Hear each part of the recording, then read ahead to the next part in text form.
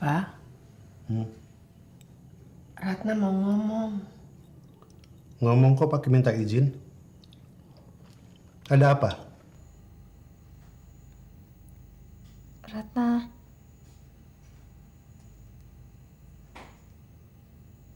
Ratna mau menikah, Pak. Nikah? Sama siapa? Pak Jimmy. Jimmy atasan kamu? Bukan dia sudah menikah?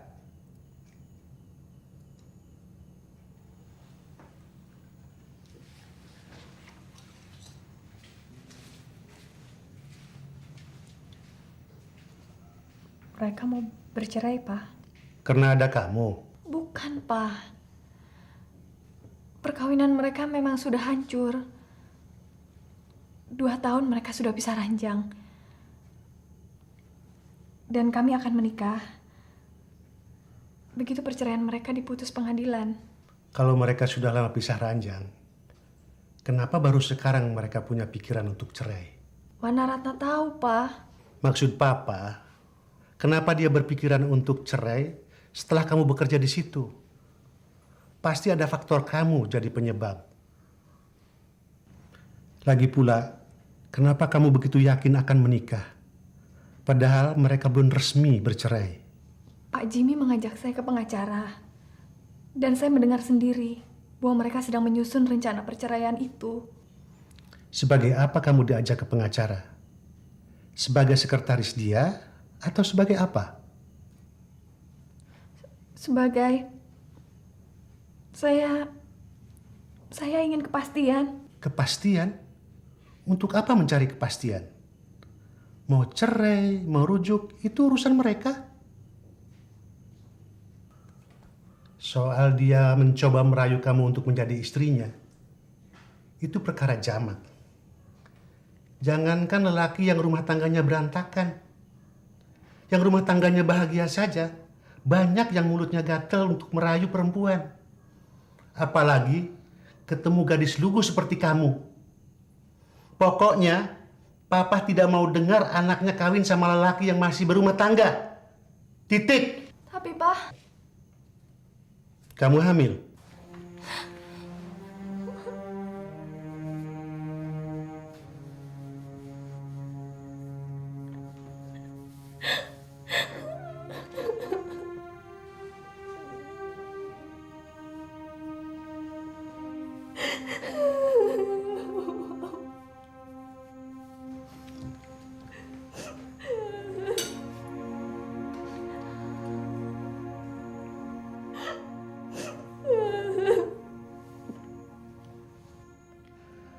Zaman sudah berubah. Papa tidak bisa marah. Papa sudah tua. Sudah pensiun. Sudah pikun barangkali. Lalu anaknya bisa berbuat apa saja. Karena nyatanya dia yang menghidupi bapak dan ibunya. bukan begitu, Pak. Bapak merasa kamu telah tertipu, nak. Telah tertipu.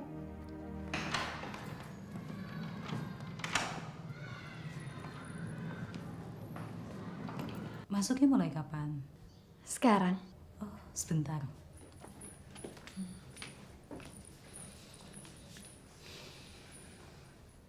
Mestinya kamu tinggal di hotel aja, Rat. Kan banyak pilihan hotel yang lain.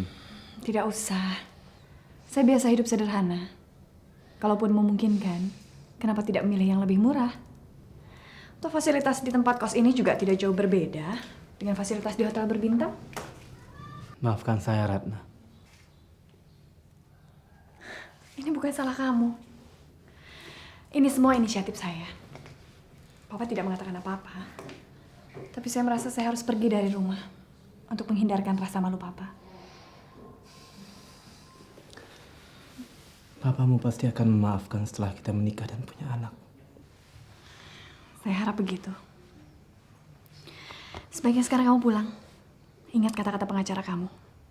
Kita tidak boleh terlalu sering kelihatan bersama.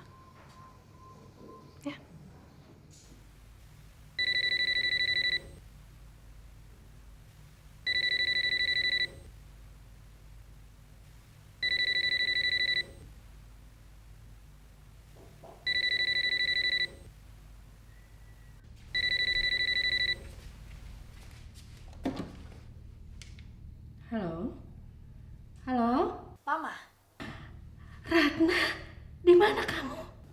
Perumahan Puri Indah. Aman kok, Ma, daerahnya.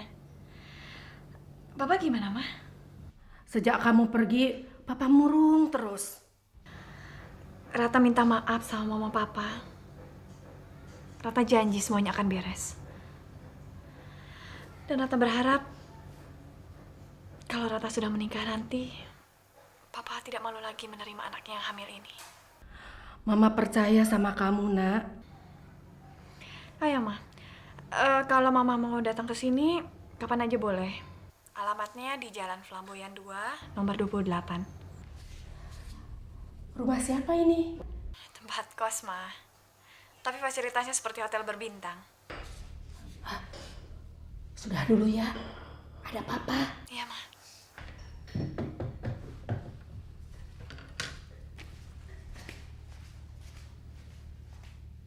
Dokter Herman, ada tamu, Dok. Ibu Christine. Baik, Dok.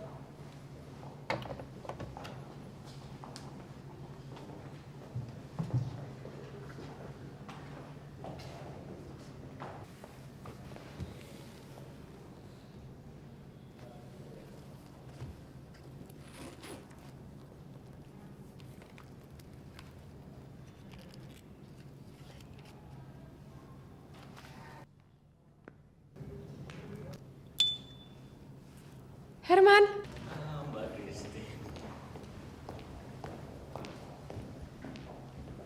Apa kabar? Baik, baik. Kamu kelihatan dewasa dengan seragam ini. Terima kasih, Mbak. Silakan, silakan. Sedang ada operasi? Enggak, tapi emang sedang piket. Saya benar-benar bangga akhirnya kamu jadi juga. Semuanya berkat Mbak Christine juga. Tanpa dukungan moral dan material dari Mbak, entahlah sekarang saya jadi apa. Ah, kamu ini ngomong seperti saya ini bukan kakakmu saja. Ya, tapi... Jangan pakai tapi. Saya tidak pernah membedakan antara saudara tiri dengan saudara kandung. Apalagi saudara-saudara kandung saya yang pernah ngilang hidup sendiri-sendiri. Saya justru merasa paling dekat sama kamu. Terima kasih, Mbak. Terus bagaimana dengan rencana membangun klinik sendiri? Itu impian, Mbak. Jangan sebut-sebut dulu. Baru berapa tahun saya jadi dokter. Belum pantas bermimpi sejauh itu. Kenapa tidak? Kalau dulu tidak terbayang olehmu kamu sekarang menjadi seorang dokter. Kenapa harus takut untuk berharap suatu saat kamu bisa memiliki klinik sendiri? Di mana kita bisa bicara empat mata?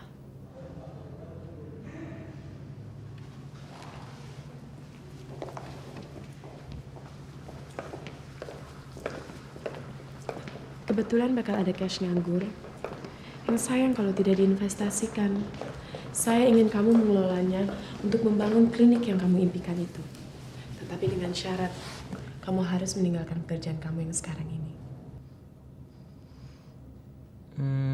Jangan pikir terlalu lama. Dana ini akan tersedia dalam waktu 3 atau 4 bulan lagi. Dan untuk sementara itu, kamu bisa membantu saya membangun klinik kecil di Puncak. Klinik kecil? Iya. Ini di antara kita berdua saja.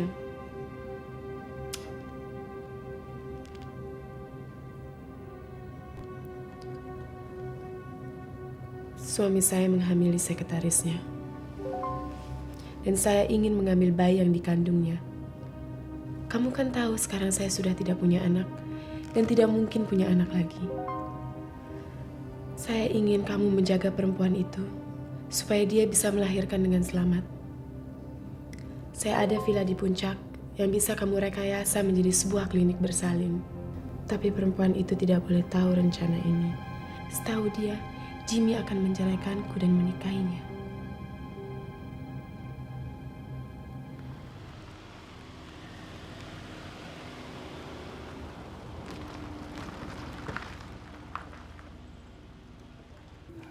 Tempat yang sehat untuk melahirkan bayi yang sehat.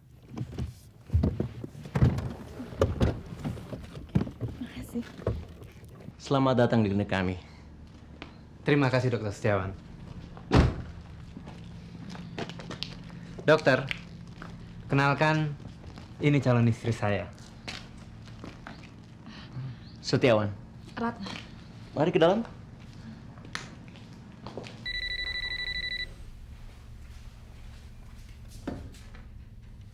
Halo? Mama, ini Ratna. Di mana kamu? Di puncak, Ma. Jimmy membawa Ratna ke klinik bersalin yang sangat eksklusif. Kebetulan sekarang ini pasiennya hanya Ratna aja. Syukurlah kalau Najimi sangat memperhatikan kamu. Papa mana, Ma? Ada di belakang. Kamu mau bicara? Pengen sih. Tapi mungkin Papa nggak mau bicara kalau dia tahu Ratna yang telepon. Papa harus mau bicara dengan kamu. Mama tidak mau Papa larut dalam kemarahannya sendiri. Kalau begitu, tutup saja dulu telepon ini barang 1 menit. Lalu nanti telepon kemari, ya?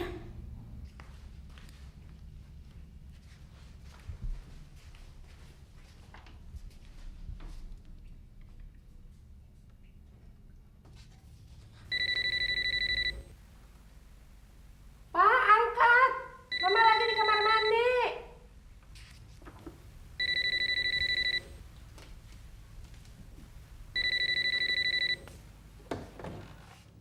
Selamat siang. Halo? Papa, apa kabar, Pak?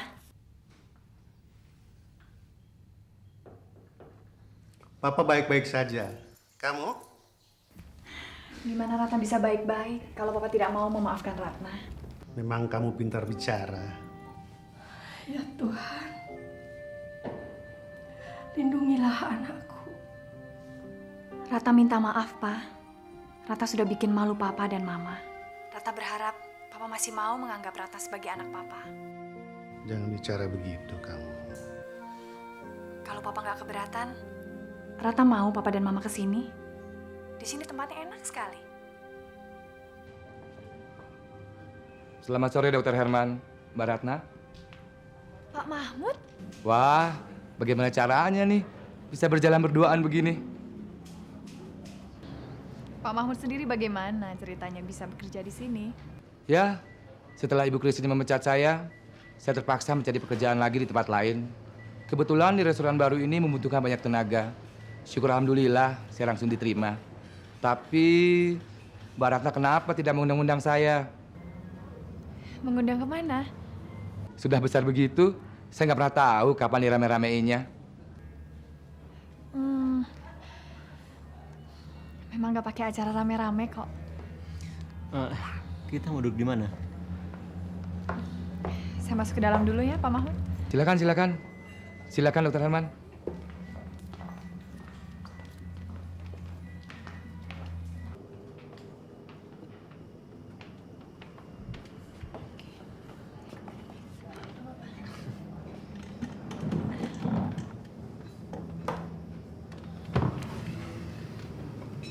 Kok dipanggil Dokter Herman? Nama lengkap saya Herman Setiawan. Kenal di mana sama Pak Mahmud? Dulu saya pernah beberapa kali datang ke kantor Pak Jimmy. Mas, mau pesan apa? Saya teh aja. Baik. Saya strawberry float. Iya.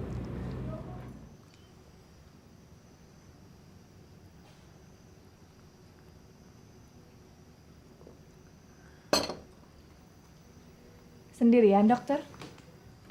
Kenapa, dok? Maaf, Ma. Saya Saya yang seharusnya minta maaf sudah mengganggu Anda melamun. tidak. Saya tidak sedang melamun. Tapi tidak ada salahnya berbagi cerita dengan orang lain kalau memang punya masalah.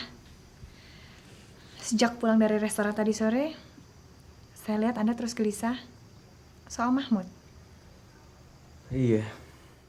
Saya cuma khawatir semua rencana bisa kacau. Rencana apa? Rencana perceraian Pak Jimmy dengan istrinya.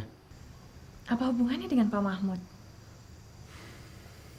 Kalau sampai Ibu Christine tahu bahwa Bu Ratna ada di sini atas usaha Pak Jimmy, rencana perceraian itu bisa gagal. Dokter khawatir kalau Pak Mahmud akan menceritakan pertemuan dengan saya kepada Ibu Christine. Apa untungnya buat dia? Lagi pula dia kan tinggal di daerah sini. Ngapain dia jauh-jauh datang ke Jakarta hanya untuk menemui Ibu Christine? Orang seperti dia bisa saja berbuat begitu. Anda sepertinya sudah kenal betul dengan Pak Mahmud? Enggak, saya cuma duga-duga saja.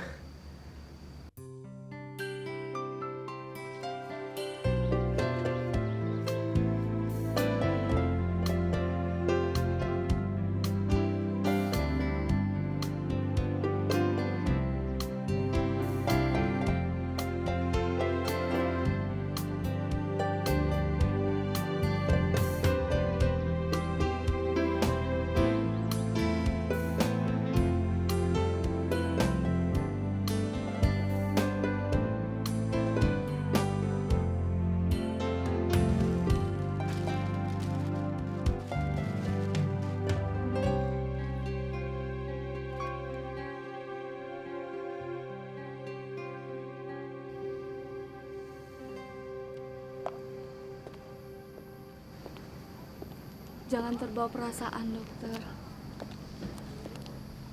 Maksud kamu? Saya lihat dokter semakin akrab dengan Bu Ratna. Biasa saja. Saya melakukan semua ini semata-mata demi kakak saya. Christine menghendaki Ratna sehat lahir batin saat melahirkan, agar bayinya terlahir sehat pula. Ya saya upayakan sebisa saya. Setelah melahirkan, kita tidak berurusan lagi dengan dia. Apa dokter tidak merasa bersalah? Mengupayakan keselamatan persalinan, apa itu perbuatan salah? Bagaimana nasib bayi itu selanjutnya, saya tidak tertarik untuk memikirkannya. Termasuk kalau Bu Christine merampas bayi itu dari Ratna. Astagfirullah.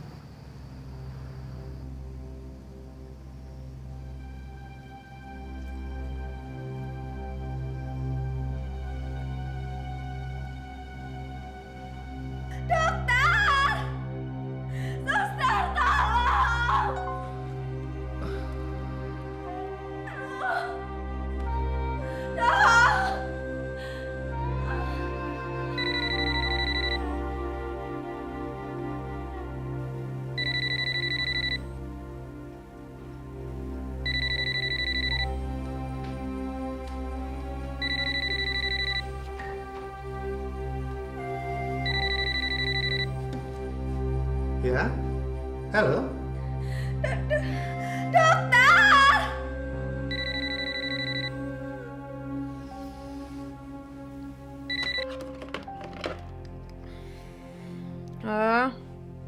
Ini Susi, Bu.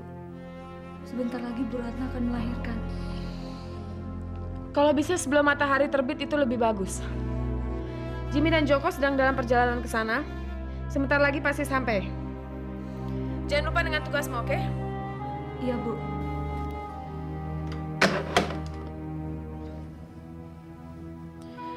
Bayi itu akan kupisahkan dari ibunya. Untuk selama-lamanya.